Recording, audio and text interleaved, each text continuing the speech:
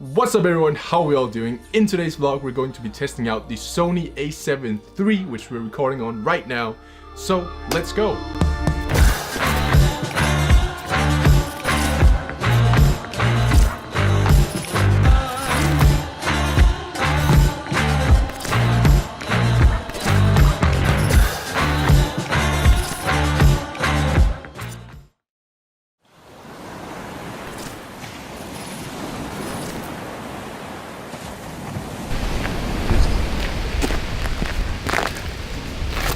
Today we're going to be making a little test of this camera right here. It is the Sony a7 III and I'm going to be testing it. Just a little real life test where we test the dynamic range and the slow motion and everything that is nice. Currently I'm on S-Log 3, so that's going to be interesting. First things first, let's shoot some B-roll.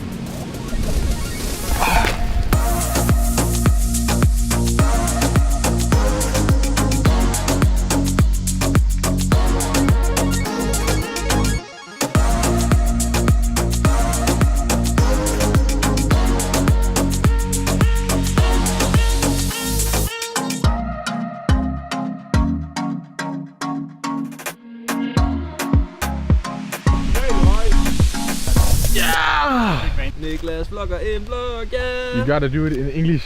Niklas Okay, we just shot some B-roll. I had the pleasure of shooting some B-roll with this guy right here. He was squatting down in the high grass and it looks somewhat nice, and I think the 120 is gonna look pretty good, even though, you know, the model situation is kind of questionable. But, you know, I think we should be moving on to a new location and then we will see how it goes. So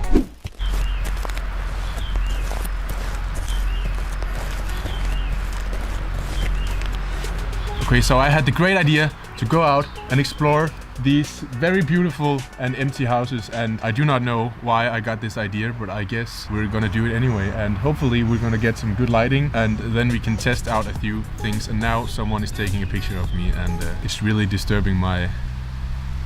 So... As you can see, we have one house right there, another house right there, and we have something that's completely destroyed right there. And I think we're gonna do some more 120 action with some smoke.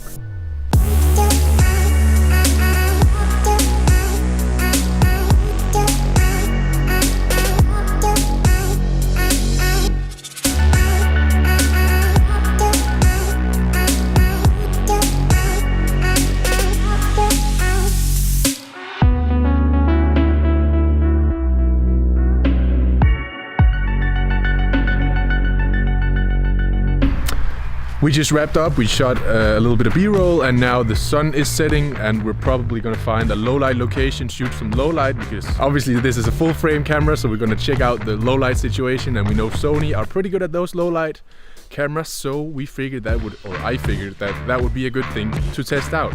So the next location will be low light, so let's go.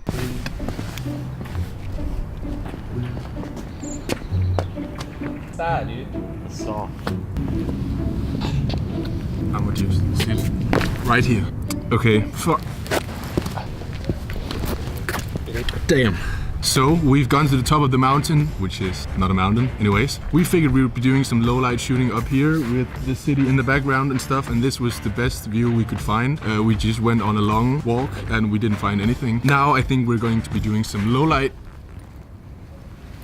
Test out the low light capabilities of this camera, and yeah, let's do that.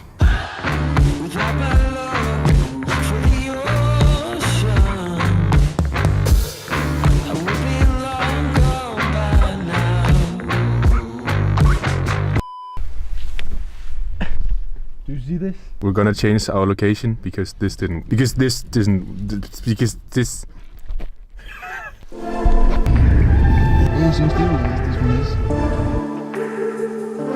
So we've just gone downtown and we found this cool light, and we figured that we could probably make some cool low light footage down here, and we're then gonna explore some more downtown and see if we can find some cool lights and then shoot some low light to test the low light capabilities of this camera, because the other location just didn't work whatsoever. So let's go.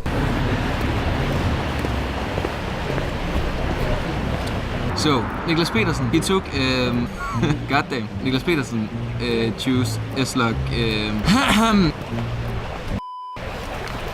like this. What my stand-in was trying to say is that I went from S-Log 3 to S-Log 2 because it was too noisy when recording in low light, so I decided to go to S-Log 2. Perhaps I'm actually going to turn picture profile off completely because it's extremely noisy when shooting low light, so I've considered that. Also going to 60 frames per second so I can lower that shutter speed because we don't want all that noise. So I'm gonna try and work a little bit with it and then see how it goes. We're probably gonna conclude this back in the studio, which is also known as my bedroom, and then we're gonna take a look at the footage by that. But now we're just gonna shoot some B-roll and see how it looks.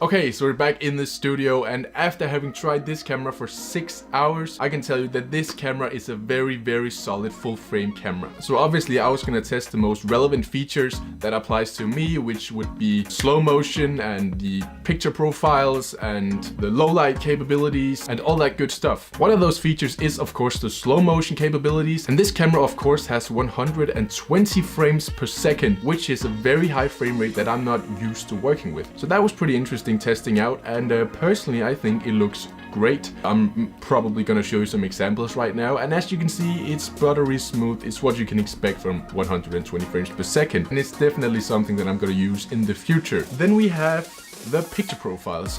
This is probably the most interesting part for me to work with, because this is completely new. I haven't tried this like whatsoever.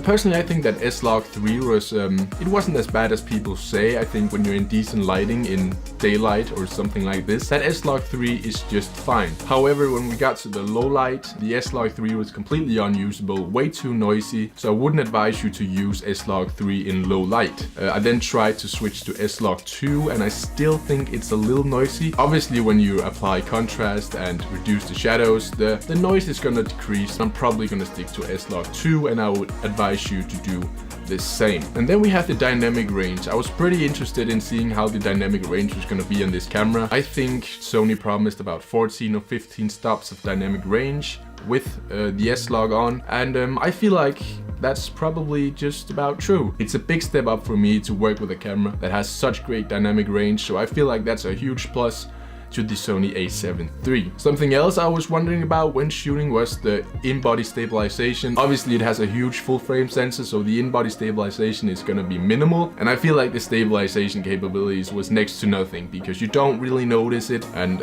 obviously, you know, it doesn't compare to cameras like the GH5 or anything like that. I didn't really expect anything else. And then we have the photography. Obviously I still consider myself a videographer and not a photographer yet, but I wanted to get the Sony a7 III because in the future I want to do more photography, and I feel like this was the perfect hybrid camera. I did take some pictures in low light and probably gonna show you some examples right now, and as you can see, it's really good in low light capabilities. It's a very good camera when it comes to photography. It has a 10 frames per second burst, I believe it's called, and that's also useful when shooting in sports situations or something like that. You know, it's not 20 frames per second but 10. You know, I feel like it's just fine. I don't see why that's a problem. So you can definitely use these in many different conditions, so low light, daylight, and in sports situations, whatever. You know, I'm not a photographer yet. I feel like this camera is very promising when it comes to photography, and obviously it's also a great camera for videography, so it's a perfect hybrid camera for me. So yeah, I'm gonna look forward to working with this in the future, and I hope you guys will stick around to see what I'm going to be making with this camera right here. So I think that was the end of this video. Thank you guys so much for watching. I hope you're gonna stick around and watch some more. Make sure to follow me on Twitter and Instagram if you feel like you want to. Subscribe and hit the bell. And I will see you guys very soon. So goodbye. Someone that's afraid to let go. You decide if you're ever gonna let me know. Yeah, suicide if you ever try to let go. I'm sad, I know, yeah. I'm sad, I know, yeah.